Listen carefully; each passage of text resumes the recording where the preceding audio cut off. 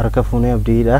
Miiltota eekirraa chaanaalii keenya sabskaayibii gochuu hin dagatina. Kutaan itti aanu yeroon akka simbira ofiisii mallattoo notifikashinii tuquu hin dagatina. Kan wajjin ilaalu marjinii fi paadingiidha. Marjinii fi paadingiin CSS attribuutii ta'anii specific HTML elementii yookaan immoo elementoota HTML keessa specifically spacingiidhaafidha kan isaan nu gargaaran. Jechuun paadingii nama fakkeenyaaf paadingiin kan inni nu gargaaruu fi spacii inside elementicha keessa isaatti spacii jiru kan nuufi controlii godhu yommuu ta'u, marginiin immoo outside of the elementiidha jechuudha. Akka fakkeenyaatti akkuma asirraa argaa jirtanii elementii tokkoon qaba, division elementiitu jira. Isa kanaaf gammanii asitti kun background isaadha. Background color isaan kan waan godhuu fi akkana godhee padding gochuudhaaf maal jenna, padding jenna jechuudha. Somatti padding jenne fakkeenyaaf 20 pixel yoo jenne kana booda asii yeroo refresh goonutti akkuma argitanii draw zone godhin fakkeenyaaf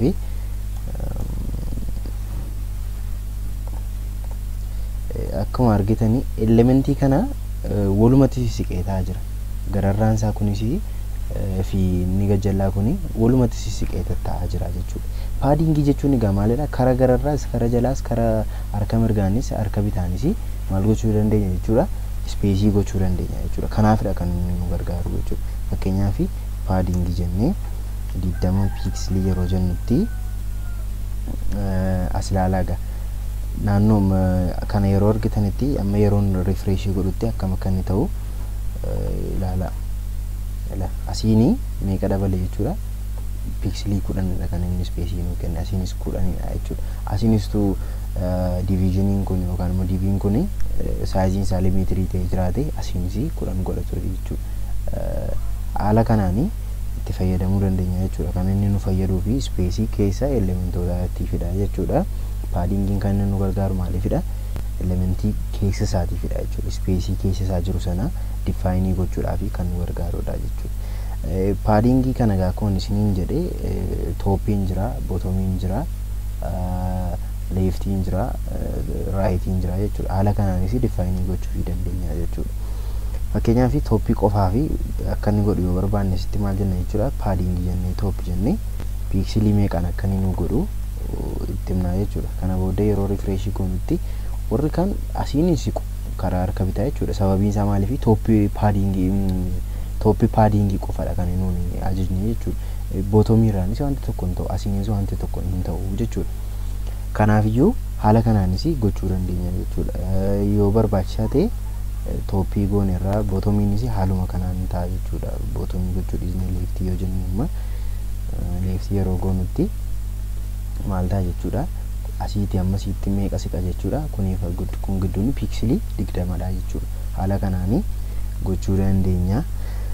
Deebi'ee immoo paddingii kana akkamittiin si'uma tokkotti toppii isaas, bottomii isaas, rightii, leftiis gochuu dandeenya isa jedhu ilaaluudhaaf maal goona? Fakkeenyaaf toppii isaatiin 10 karaa toppii 10 yoo pixelii 10 siqu yoo barbaanne 10 jenna. Irraasinne inni itti aanu immoo wantichi akkaataan adeemsa isaatii as keessatti jechuudha. Maalidha? Kilowaayisidha jechuudha. Asitti immoo 0 pixel jenna. Fakkeenyaaf karaa harka mirgaa hin barbaannu jenna. Karaa bottomii ammas immoo maal goona? 10 goona. Karaa harka bitaa immoo maal goona? 0 haa ta'u jechuudha. Amma gaa maal gochaa jirra jechuudha? Inni kun maalidha? Toppiidha jechuudha. Inni kunoo rightiidha jechuudha. Kun immoo maalidha? Bottomii. Kun immoo maalidha? Leftiidha jechuudha. Haala kanaanii si'a tokkotti hunda isaanii define gochuu dandeenya jechuudha. Amma yeroon save godhutti maal ta'a jechuudha? Toppiidhaaf bottomii irratti paddingiitu mul'ata jechuudha. Akkuma argaa jirtanii gararraa isaa kana iddoo duwwaan jira, asiinis jira jechuudha. Asiif asiin garuu hin jiru. Kun sababiin inni kana ta'ee jiruu fi saayizii divisionii kanaatu limitii ta'ee jiru kanaafidha jechuudha. Fakkeenyaaf immoo bottomiidhaa fi leftii qofaatti fayyadamu yoo barbaanne immoo bottomii gochuudha. Kun toppiidha sababii ta'ee fi keessa hin jiru jechuudha. Kun immoo maalidha? Rightiidha jechuudha. Bottomiin immoo kanaa fi leftiin immoo kanadha jechuudha. Kanaafuu 10 pixelii goona fakkeenyaaf kanas kana gochuudhaaf yeroo kanas refresh goonutti akkuma argitanii karaa leftii siqeera, bottomiirraanis paddingii qabnaa jechuudha. Haala kanaanii itti fayyadamuu dandeenya jechuudha. Inni itti aanu maalidha? Marginiidha. Marginiin immoo paadingii yeroo inside ta'u inni kun immoo maalidha? Outsideidha jechuudha. Outside spacingiidhaaf wanti nuun fayyadamnu yoo jiraate maalidha? Marginiidha jechuudha. Insideidhaaf immoo maalidha? Paadingii. Amma gaasirraa akkuma argaa jirtanii DV yookaan immoo bilookii sadiin qaba amma asirra. Inni jalqaba pinkiidha backgroundin isaa pinkiidha. Inni itti aanu immoo maalidha? Keelloodha jechuudha. Inni lammaffaarra jiru. Inni sadaffaarra deebi'ee immoo maalidha? Pinkiidha jechuudha. Kana sadan isaa gaama maal barbaadanii amma akkuma dura isinitti argisiise sanatti paadingiin maalifidha? Paadingii yoo jenne fakkeenyaaf isuma gidduu kanarratti paadingii yoo goone 20 pixelii yoo jenne garaagarummaan ni uumu ilaalaa gaama yeroo asii refresh godhutti. Division hima sana keessatti inside hima isaa keessatti maal godhe jechuudha? Pixelii 20tu adda adda qoodee jechuudha. Haala kanaan godhee jechuudha inni paadingiin. Fakkeenyaaf margin yoo goone yookaan margin yeroo goonutti immoo maal jenna? Margin jenna jechuudha. Margin erga goone booddee immoo maal goona? Save ergee jennee as dhufnee fakkeenyaaf refresh yeroo goonutti immoo maal ta'e jechuudha? Outside jechuudha. Utuu inside ta'e maalidha? Inside yookaan backgroundin barreeffama kana yookaan division kana maal ture? Keelloo ture. Garuu immoo maal ta'e jira? White ta'e jira jechuudha. Kanaafiyyuu haala kanaanis fayyadamuu dandeenya jechuudha. Akkuma paadingii inni kunis toppii bottomii jennee fayyadamuu dandeenya. Amma gararraa duwwaadhaan akka inni space godhatu yoo barbaanne haala kanaan toppii jennee gochuu dandeenya jechuudha. Toppii yeroo jennutti maal ta'a jechuudha? Toppii isaatiin dhufee maal ta'a? Space'itu jira jechuudha. Space'iin kun immoo maalidha? Paartii DV sanaadha yoo jenne miti. Sababiin isaa paartii DV sana maaliif define goone jirra?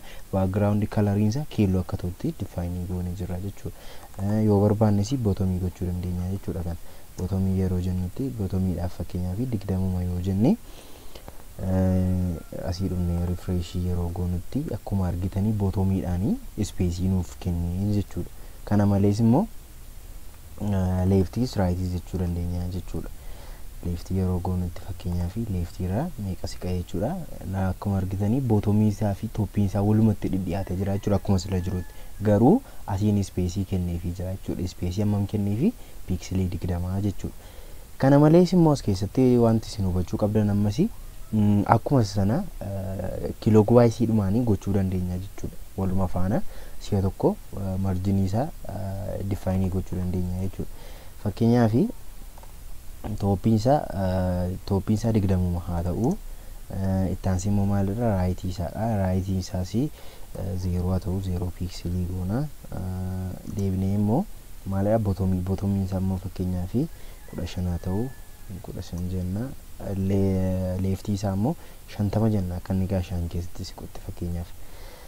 Amma gaa maal ta'eera jechuudha? Toppiin isaa pixelii space'i hammam qaba jechuudha? 20 pixelii qaba jechuudha. Itti aansee raayitiin isaa oomaa tokko hin qabu. Sababiin isaa maalidha? 0 jennee jirra jechuudha. Bottomiin isaa immoo pixelii 15dha. Leftiin isaa immoo meeqadha jechuudha? 50 jechuudha. Amma gaa kana save goone yeroo asii dhufnee refresh goonutti maal akka mudatu ilaalaa gaa. Amma toppiin isaa meeqadha jechuudha? Akkuma sila define goonetti meeqadha? 20dha jechuudha. Pixelii 20. Asiin immoo space'i qaba yoo jenne hin qabu. Karaa raayitii jechuudha. Sababiin isaa 0 goone jirra sababii ta'eef. Bottomii fi amma yooma wal bukkee qabdan ilaaltanii bottomiin 15dha. Bottomiin isaa 15 goone jira jechuudha. 15 fi kuniif kun ammoo wal qixxee miti. Space'iin bakkee kana jiruu fi bakkee kana jiru wal qixxee miti. Asiin guddaadha. Asiin sababiin isaa maaliif pixelii 20. Asiin immoo pixelii 15dha jechuudha. Asirraa immoo leftiirraa immoo hammamidha? Pixelii 50dha jechuudha. Haala kanaanis define gochuu dandeenya jechuudha. Negatiiviis kennuu dandeenya fakkeenyaaf walirra gochuudhaaf negatiivii yeroo itti kenninu jiraachuu mala jechuudha. Margin garuu yeroo negatiivii kenninutti of eeggannoodhaan gochuutu nurra jiraata jechuudha. Value isaanii isasii amma 20 pixelii jennu negatiiva 20 pixelii jechuu dandeenya jechuudha. Haala kanaan fayyadamuu dandeenya jechuudha. Garuu of eeggachuu danda'utu nurra jiraata jechuudha. Amma akkuma argitanii wal yaabila haala kana sababii ta'uu danda'uu fi akkasittiin yeroo fayyadamtanii of eeggannoodhaan godhaa isin jechuufi fakkeenyaaf 6 yoo goone ammaasii negatiivii 6 pixelii goonama. Negatiivii 6 pixelii goone save goone asitti deebine yeroo refresh goonetti walirra dhufee jira jechuudha. Xiqqoo mallee taatu mallee walirra dhufee jira jechuudha. Haala kanaanis fayyadamuu dandeenya. Garuu yeroo baay'ee negatiivii yeroo fayyadamnutti of eeggannoo gochuu danda'utu nurra jiraata. Sababiin isaa elementii filoo sanarraa elementoota jiranirraa walirra bu'uu sababii danda'uufi jechuudha. Kana fakkaata kutaa itti aanu wal argina. Irra deebiin kun Miiltoo Teekii chaanaalii keenya subscribe gochuu hin dagatinaa. Galatooma.